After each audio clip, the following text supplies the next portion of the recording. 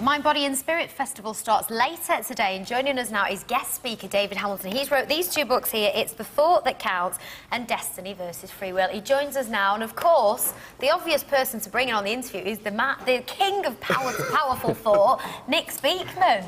Thank you very much for joining us, David. Oh, you're welcome. Now, these books that you've written here, you're going to be talking about the Mind, Body, Spirit Festival, like we said. What I want to make clear from the offset, though, is that I know that the power of positive thought and destiny and all this, it can very often be kind of like laughed at a little bit, can't it? It's a bit hippie, it's a bit new age. Yes. But you approach this very much from a scientific background, don't you? So there's lots of scientific evidence in there that would go part way to proving some of these theories. Oh, absolutely. Loads of stuff. What's happening is every time you're thinking about something, your attitude as you go about your life, speaking to people, there's this constant biochemical change in your body. So your body is literally growing and evolving to what you're focusing your mind on all the time. You can't stop it. 24 hours a day, 365 days a year, what you think there affects the structure of your brain and the biochemistry of your body. It's absolutely amazing. Isn't that fantastic? Yeah. And one of my favourite authors, Napoleon Hill, which I'm sure you've heard of.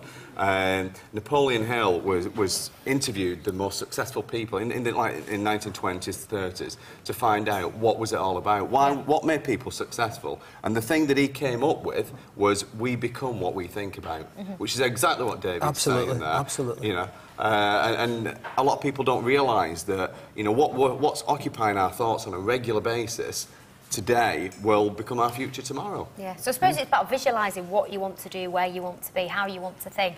Am I right in thinking that the scientific side of this was sort of inspired, if you like, by the placebo effect and watching the effects of people who thought that they'd taken a particular drug, but hadn't? It was a placebo pill, which gave them the positive thinking that then enabled them to get better. And there's a lot of sense there, isn't there? About the way you think and the way it has an impact on how you feel. Absolutely. I used to be a research and development scientist for a big pharmaceutical company, and I was so fascinated that you design and manufacture these amazing molecules that could do wonderful things in the body. You give them to 100 people and, you know, 50 of them get better or 60 of them get better. Then you give the placebo to the same amount of people and 40 of them get better because they think they're getting the drug. You think it's amazing. It's amazing how powerful your mind is. But you're a big advocate of positive thinking, aren't you? Totally. I mean, the first thing I've got to say to David is, you know, bringing two books out at once. Is that what's happened? 6 months apart. Hey, 6 months.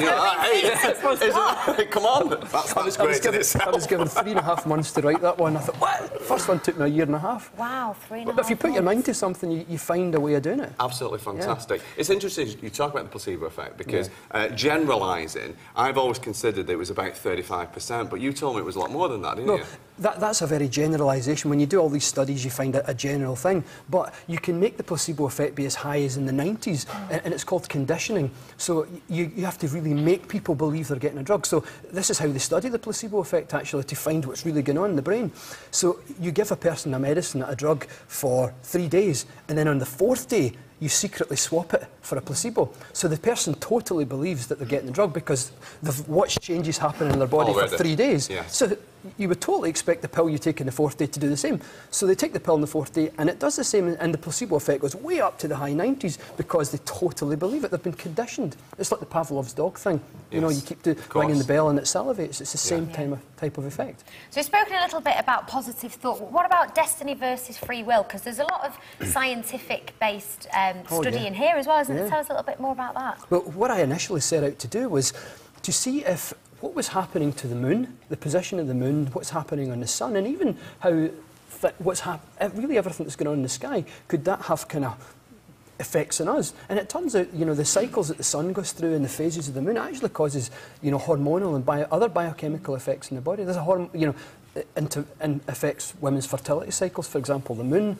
But there's a hormone called melatonin which goes up and down depending on what the position of the sun is. So it begins to change.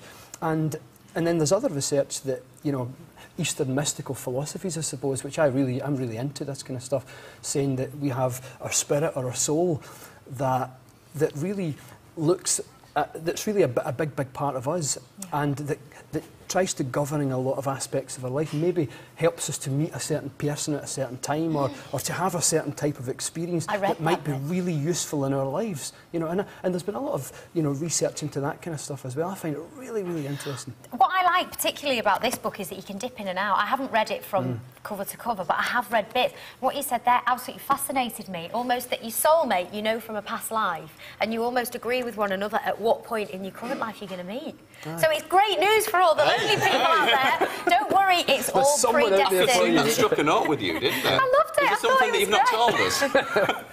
Don't get me started. David, we could have you here all day. Honestly, the positive vibe it is amazing. Unfortunately, we're out of time.